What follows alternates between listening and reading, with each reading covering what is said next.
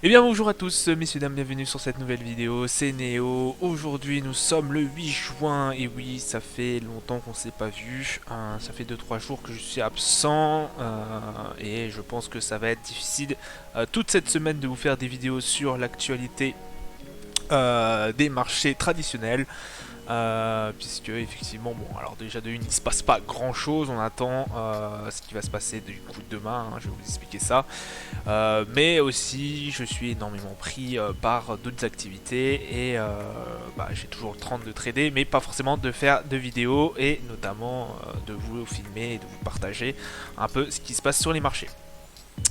Euh, on ferme la parenthèse, on est à 18h30 exactement, le CAC 40 a fermé, le Nasdaq est tout juste dans le positif, le Dow Jones qui plonge à 0,34%, le pétrole Brent 123 dollars messieurs dames.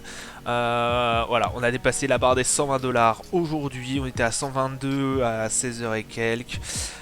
Très compliqué au niveau du pétrole, l'inflation qui commence à arriver, qui commence à tourmenter un peu les marchés. Le 10 ans US à 3,1%, on a dépassé les 3% et quelques sur le 10 ans américain.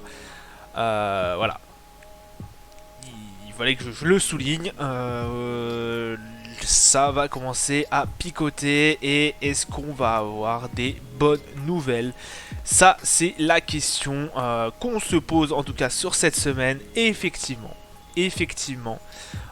puisque nous avons du coup une nouvelle baisse malgré le soutien, voilà, du pétrole. 0,80% comme je vous dis sur le CAC 40, on est à 6448 points, on a clôturé à 6448 points. Ça commence à être pénible, cette attente. Effectivement, parce qu'il n'y a rien eu.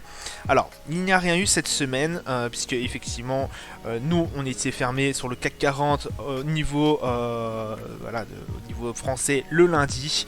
Enfin, on n'était pas fermé exactement, mais c'était un jour férié. Donc très peu d'échanges. Et cela fait 2-3 jours effectivement qu'il y a très peu d'échanges. Jusqu'à aujourd'hui, même aujourd'hui, il y a eu très peu d'échanges. Moins de 2 ou 3 milliards d'échangés sur le CAC 40 durant cette semaine, je crois, ouais, depuis cette semaine, il y a eu moins de 3 milliards et quelques, je crois, échangés. Enfin, je sais plus trop les chiffres, ça me paraît bien peu quand même. Oui, très peu d'échanges ont été faits et du coup, il ne se passe pas forcément grand chose sur les indices. Et oui. Pourquoi? Alors, parce qu'on n'a pas eu notamment les attentes, on a une énorme attente pardon, qui se fait notamment ce qui va se passer demain, la BCE qui parle. Demain nous serons du coup jeudi. Jeudi la BCE normalement parle à exactement 13h45. Voilà, on va décider un peu des taux d'intérêt et notamment la BCE doit parler de son rachat d'actifs et doit on va être fixé à peu près sur le planning de ce qui va se passer au niveau de l'inflation européenne.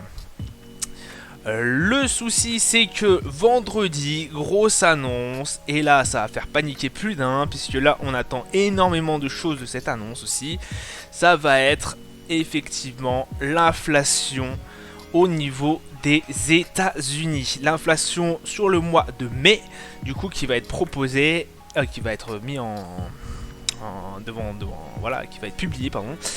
Ça va être très compliqué si elle est bien en dessus de ce qu'on attend. C'est-à-dire que si on a une inflation qui est plus forte que ce qu'on attendait, les marchés risquent extrêmement de chuter très vite. Puisque je vous rappelle que pour l'instant, à l'heure actuelle, la plupart des investisseurs pensent que l'inflation est à son pic. On a passé le pic de l'inflation. Voilà. Ça va être très problématique effectivement si ceci n'est pas révélé exact, si ceci n'a pas été révélé exact, si l'inflation est plus grande que prévu. Voilà un peu pour ce qui va se passer dans l'ensemble de la semaine, sur les deux prochains jours. Ça va être très compliqué. On va se diriger tout de suite sur les marchés, vous allez voir ça tout de suite. Hop, voilà. Alors, aujourd'hui par exemple, on va prendre le Nasdaq. Le Nasdaq a très peu bougé. Vous voyez, alors je me suis fait piéger un nombre incalculable de fois hier et avant-hier, puisque effectivement il n'y avait pas forcément de grosses tendances. Et je me suis fait piéger un nombre incalculable de fois. Donc bon bah j'ai perdu pas mal d'argent, même beaucoup trop à mon goût. Voilà, c'est le trade, après c'est la vie. On va essayer de s'en remettre, mais voilà, ça fait un peu les boules. Donc soyez très prudents, hein, soyez très prudents parce que des fois ça monte, ça redescend. Enfin, le VIX doit être, enfin le nombre, pardon, j'ai du mal. Ouf. La volatilité doit être vraiment à son paroxysme, c'est énorme et il se passe pas forcément grand chose non plus. Voilà, ça bouge, les indices ne bougent pas fortement.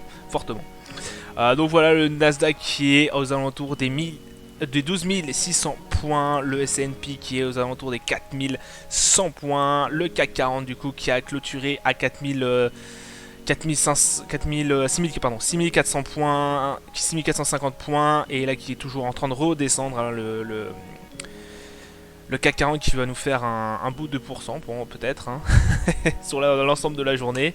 Le Dow Jones qui est à 32 924 points. Le Brent, hein, voilà, qui a dépassé, hein, qui a 125,40$ en tout cas, à l'heure où je vous parle. Le Gold à 1855 points. Et le Bitcoin qui descend à 30 000 et quelques dollars. Le Bitcoin, bonne nouvelle par contre, c'est l'euro USD qui repart à 1.07. Donc ça peut être intéressant. Voilà, ça sera tout pour aujourd'hui. N'oubliez pas, demain 13h45, l'annonce de la BCE, très importante. Et après-demain, l'annonce, le résultat de l'inflation aux États-Unis, très important aussi. Soyez à l'heure. Et surtout faites très attention sur les marchés, surtout dans cette période. Ça fait très mal quand vous prenez des stops. Je vous dis à plus tard, bye bye.